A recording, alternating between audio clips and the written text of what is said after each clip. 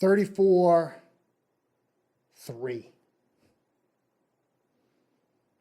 Want to say congratulations to the Titans organization, to Ryan Tannehill.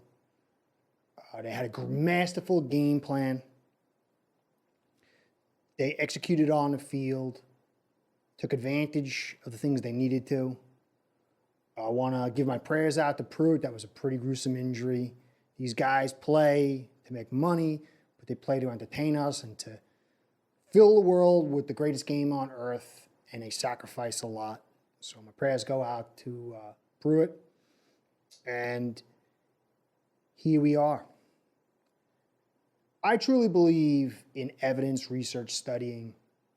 I qualify my stances. I try to make them very abundantly clear, because I always believe that until you get that gestalt, the maximum amount of evidence to finally make things clear, you need to have qualifiers. You need to be willing to accept new ideas. But we have reached that point. I haven't been this excited for a game since the Ravens game, playoff game 2010 or whatever it was. I even drank a glass of wine in the middle of the game just to chill myself out. But all season long, if you've watched this channel, or if you watched my last two podcasts preparing for this game, there was one unit and one moment that I needed to see, and this was it. This was a replay of the Ravens' loss in the playoffs in 2010.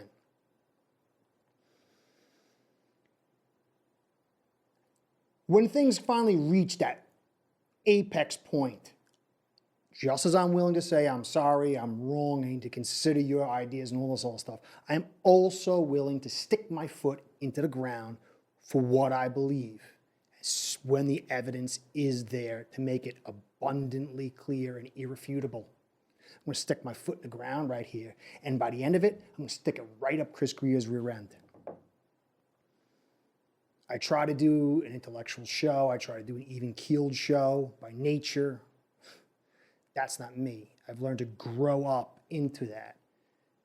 This passion that I had for Don Shula getting his due, for this team making a historic turnaround, my desire to see the Dolphins finally climb out and have the success that I've been waiting for a very long time, has my passions riled up. I'll get back to Calm Evaluator in the next podcast.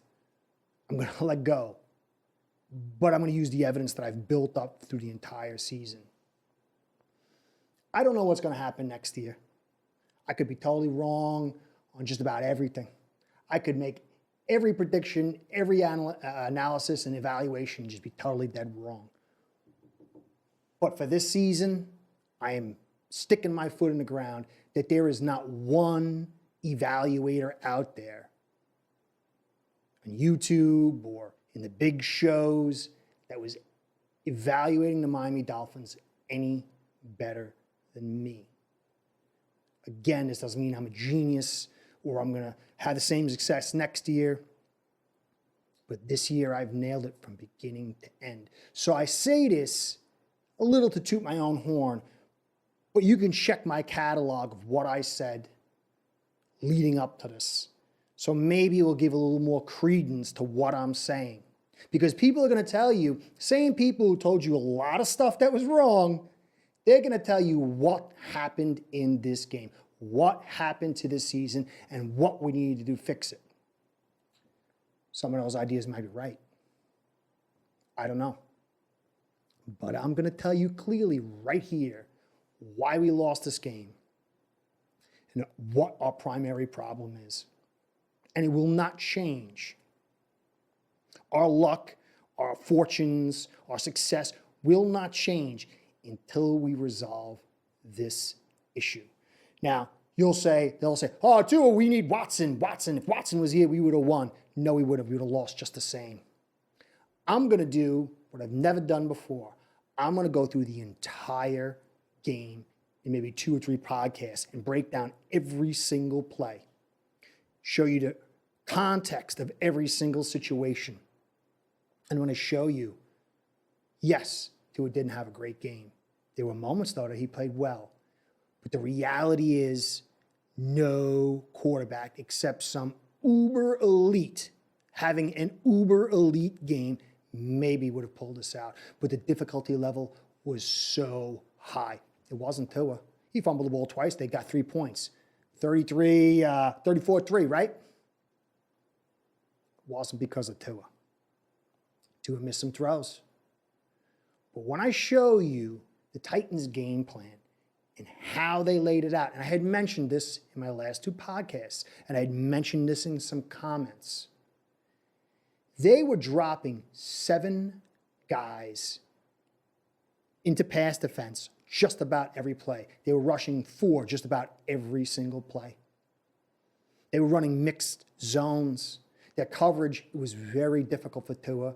The weather was coming, the rain was coming down, the weather was harsh. This wasn't a throwing game. We needed to run the football. This is what I said. This was about offensive line versus offensive line. I said we had the 45th best offensive line in football, and somebody says to me, he goes, there's only 32 teams. Doesn't make any sense, this stat. Yeah, I'm being ironic. I'm being sarcastic.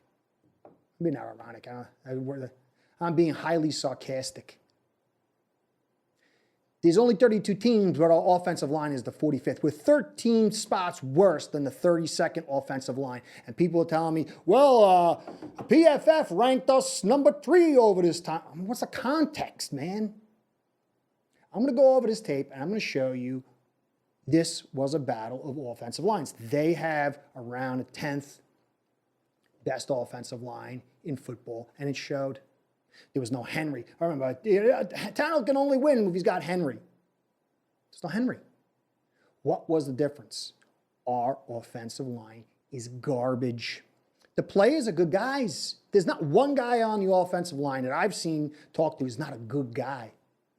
But the construction of this offensive line is utter disaster. Anybody who tells me differently, you're out of your mind. I'll dig into that later in this one. Tua, 18 for 38 in rainy, inclement weather. 38 passes, 182 yards, 205 and an int.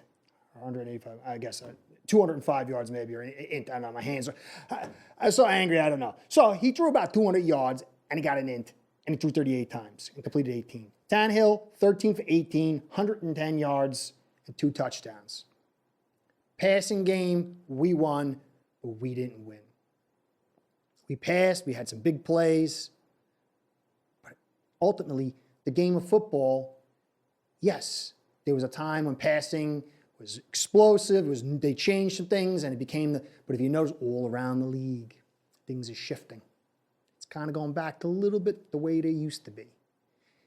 Passing the football is not the panacea to success anymore.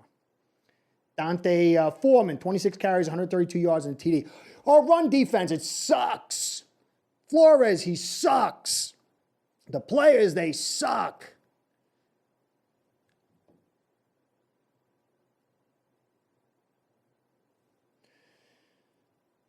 Time of possession is what I said was a key element. I showed you that with our small athletic defense, that they wear out in the second half.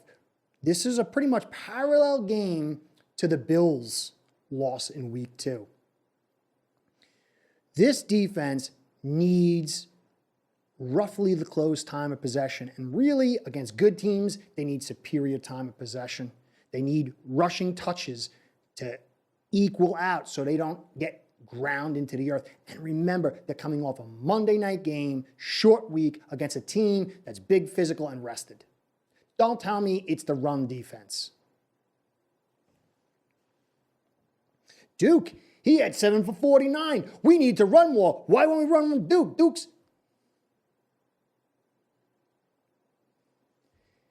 Duke had some nice holes to run through. But this Titans defense was playing the pass the entire day. And when they wanted to shut down that run, man, they changed things up a little bit and shut it down. There was some good runs, but mostly those were good blockings on a defense preparing for the pass. Like I said, when they wanted to shut it down, they shut it down. Rushing attempts, 16 to 40. Time of possession, 33 to 26. We couldn't run the football. We couldn't barely pass protect. We didn't do anything to get this Titans defense out of high zone coverage. And so we went nowhere. We have to double both of our tackles. Both of our one side will tackle and guard on one guy, and then a tight end, he's going to have to block a defensive end. Sorry, Charlie, you lose. This offensive line is a disaster, but I'll get into that.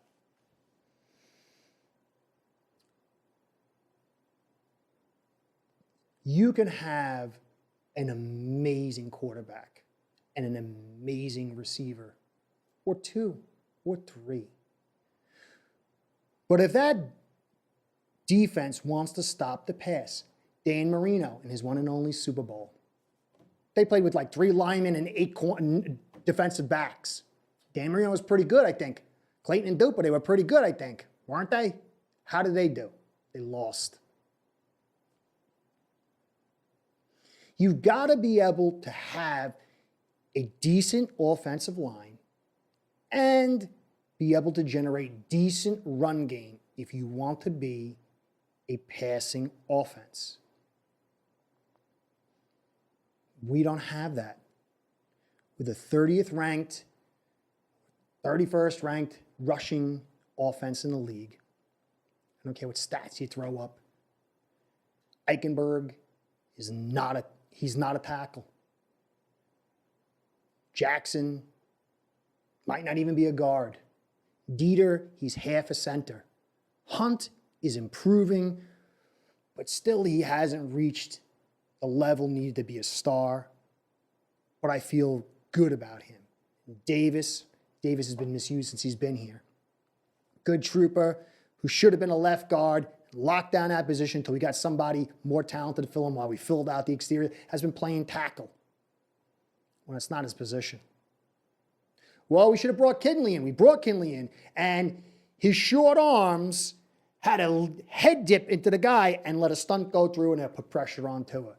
We spent 2 fourth-round draft picks on him. He ain't cutting it. I had been into a Jones to step in, Robert Jones, because I liked some of his work. Watched him against the Jets when he was coming in for the jumbo package. Raw. Nowhere to go. Too far to go to really put him in there. So this is where we're at with the offensive line. On the other side, Titans had a good offensive line, good game plan. They were able to be diverse, be patient. I said this was a game of patience. This was going to be a game of patience. They could play patient. We couldn't, because as the game wore on, we were worn out. It's not, you want to blame the penalties. There was some big calls this game, both for the Titans and both for the Dolphins. So pretty odd series of calls for the game. I can't really balance it out yet. I'll go back, balance it out. But really, it wasn't about that. At the beginning of the season, I said there were 4 main things we had to answer this year. 4 main things that were going to determine how far we were going to go. Would Howard re-sign? This is when he was in the holdout. I said, maybe it's good for us to get rid of him if he doesn't want to be here and we get something for him. But it's going to cripple us this year. He's critical for this team. He showed up, played well for us. 2, I said he's got to prove that he's healthy and he can show development. He showed he could be healthy despite broken ribs and a very, very poor call game protections by the offensive coordinators. And then he had the injured finger, but he's came through, and when he's healthy, he's played pretty well, and we've seen some growth. Is he a superstar? I don't know. We'll see. But he's done enough. Then I said the offensive line is going to be critical. The offensive line, We invested so much into it. We decided to go away from that into other directions in this draft. We traded up to get Eichenberg with the second and third. This offensive line is going to be key. Tua really needs a running game. This defense needs a running game. We need pass protection. Flowers, we let go. He's playing well. Karras, he's like starting for the Patriots at left guard and doing excellent. Like I said, Kinley, he was a starter, 2 fourth-round draft picks. He got benched after week 2. Eichenberg was supposed to be left guard. Then he got put to right tackle. Then he got put to left tackle. And he was drafted to be a tackle, but the staff evaluated him as a guard. And right now, he can't play tackle. His arms are too short. His footwork is too slow. Doesn't really have enough strength. I think he can be successful at left guard. I do. I think he can. I don't know how long. But problem is the same thing happened to Jackson. Got put in a very tough situation and developed bad habits rather than good technique. And then there's Davis. Davis sucks. Totally sucks. This guy has been a trooper. Bad knee. See the big brace on his knee? He's playing right tackle. Why? Because that's where he's best suited to play? No. It's because they totally screwed up in the designs for this offensive line. He should be a left guard. He could have been a left guard. We could have got some tackles. He could have been a left guard till we found someone better. Him and Hunt. Hunt, can he play tackle? Go watch him at the end of the last season. He makes mental errors, and you don't want a mental error to cripple your quarterback. And he's a little slow-footed. Honestly, right guard for Tua, he could be left guard or right guard, is the best spot for him. So right now, we have a bunch of guards, no tackle, and half a center. Maybe Didi will get stronger, but he's been weak since he's been here. Go watch his tape. He's never been able to handle strength, and he's never been able to run block. He does a good job doubling. He's better than what we had in here, but what we had in here before when he was injured was like a third or fourth string center. So it's not really saying much. This offensive line is in a disaster situation, and that goes back to Chris Greer. It's not Brian Flores. Brian Flores, he was sitting next to Chris Greer in an interview, and he's like, Chris Greer says, I try to consider what the coach needs. I try to consider. Flores is not. Yeah, Flores probably had a big influence on Ignobbany, Noah, and that was a bad so far draft pick, but there was all the good ones. But he's not like, I want this guy, It's 50-50. Out of your mind. Greer is a total egomaniac. His father was an egomaniac. I did a whole video on it over in New England. This offensive line is, Chris Greer has been in charge of the Dolphins, as college scout since 2007. Go back. Dallas Thomas. Remember Dallas Thomas? Remember, what's the hell dude? The tackle we got that had problems with Incognito. All the same guys. He's had Long, Pouncey, and Tunsil. Other than that, nothing.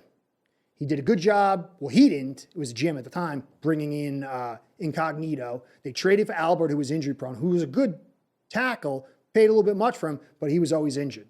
Other than that, what do we got? Hunt. This scouting staff, led by Chris Greer since 2007, can't find offensive linemen. I don't care what we have. There's not much in free agency next year. We're going to have to go back to drafting. This team will never go anywhere with a poor offensive line and being unable to run the football. The only time we ever won is when we had a good offensive line and we ran the football. We had Dan Marino. To me, he's the greatest thrower of all time. And he had Dwight Stevenson. He had great receivers. Had a solid defense the first couple of years, and he went nowhere because they couldn't run the football. Balance. All the teams that are doing pretty good, they got some semblance of a run game, some semblance of a line. Bills fans complain about their offensive line. It's light years better than this.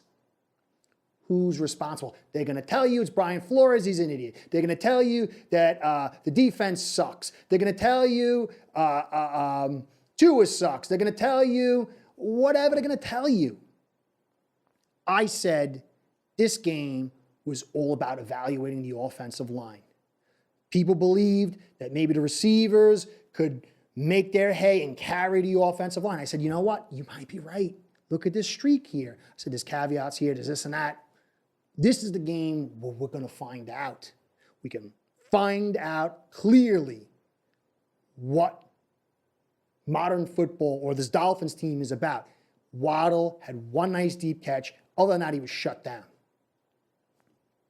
Miami's going to play in bad weather games, even in their own stadium. They got to go to Buffalo. They got to go to the Jets. They got to go to New England.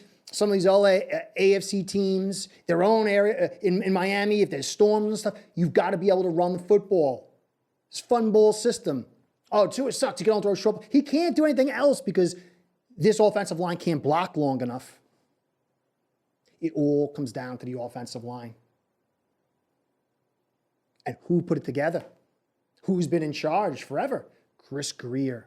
Well, but he drafted Phillips. He drafted Waddle. Yeah, he's done. It's not like the guy's a total idiot. It's not like his staff totally sucks. But when it comes down to building a team, the most critical unit is the offense. Look at the Titans. The guy we said sucked, we traded for a 4th-round pick. He's now in the lead of the AFC. He's gone. He went to the AFC Championship, what, two years ago or something? He's had constant success. Why? He's the greatest quarterback ever? No, he's pretty good. He's got a great system around him, but he's always had a pretty good offensive line and a good run game. Consistency. It builds consistency, Fin fans. The last thing I had said is the OCs. I said, we're going to find out what these OCs are about. They've grown. They've gotten better. But they're nowhere what we had last year with Gailey and Marshall. But again, I say to you, and most fans, they don't get it, Flores didn't fire Gailey. Flores didn't fire Marshall. They were driven out by Chris Grier. Well, that's not, how can you prove that? That's not true. Go check my Chris Grier playlist. Who forced Tua in? Wasn't Flores. Whoever did decide, say, hey, I'm not gonna even talk to my offensive coordinator, Chin Gailey, who's a former head coach, who's been around forever, to consult with him. I'm just gonna put him in. Who was that? It wasn't Flores. It was Chris Grier. And for Chris Grier's sake, best case scenario was Ross Tellington, but I don't think that's what it was. And ask yourself, this whole time, they've been pursuing Watson openly. Like, this Dolphins organization is still dysfunctional. They gutted everything except three things. Ross, we can't gut. He's in charge for a couple more years. You can't do nothing about that. The scouting staff and Chris Grier. Everything else is different, but it's still the same. Why? Because Chris Grier is inept. Chris Grier is a good wheeler and dealer, but he's not as smart as he thinks. His scouting staff has fundamental flaws, or he reads their data wrong, and he can't build an offensive line or a run game. Brian Flores held his team together despite all the insanity. People are going to tell you, same people are going to tell you who told you, Landon Roberts was saying to Tua on the sideline, we're with you, Flores is scum. I'm going to tell you, we need to do this, and this, and not the other thing. What did I say? I am right. The evidence proves it. We will never get better until we get rid of Chris Grier, and he can't get us an offensive line, and that's what we need. We need not nerd boy who grew up pampered, but a real football man. A guy who's going to understand the game. Chris Grier doesn't. I mean, I'm sure he's smarter than me, but he's not smarter than me if he can't figure out we need an offensive line, how to go about it. It's a tough day. I'm not even going to do football tomorrow. I'm not even going to watch any more of the game. I really love this team. Fin fans, understand we will never go anywhere without an offensive line. We will never go anywhere with Chris Greer. He is the fly in the ointment. He is the last bit of gangrene. Sadly, though, I don't think he's going to go. He'll be back next year. Hopefully I'm wrong and we get an offensive line.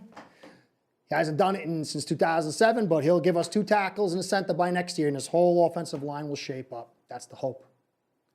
But next year is going nowhere without this offensive line. Maybe we'll bring in Watson and trade everybody, have some fun ball, have people charged up until they find out what really goes on at the end of the season. We'll be back. I don't know. Anyway, tough day. Sorry if I'm a little ranty. Be back tomorrow, or actually it's Tuesday when I start doing tape. I'll have for you the entire game breakdown. I'll show you how we were beaten. Very simple, very basic. Not to dismiss the Titans. They did a great job. They understood. It's not anything else other than trench warfare that we lost. Hard day. This is Curtis saying thank you for staying to the end. Please like, comment, subscribe. Comments mean the most. Really, they really do. I believe in communication, man. I really want to hear from you guys. I need some intervention, maybe. Subscribes, likes, help us with the Google overlords. Keeps us in business. Catch you next time. Got a big game coming up this week. I don't think there's any way we can get into the playoffs. But still, maybe we can stick it to the Patriots on the way out. Maybe we feel a little better. Catch you next time. Be well. Start building your own online sports book today by getting signed up with aceperhead.com service that'll allow you to book action on sports from all around the world.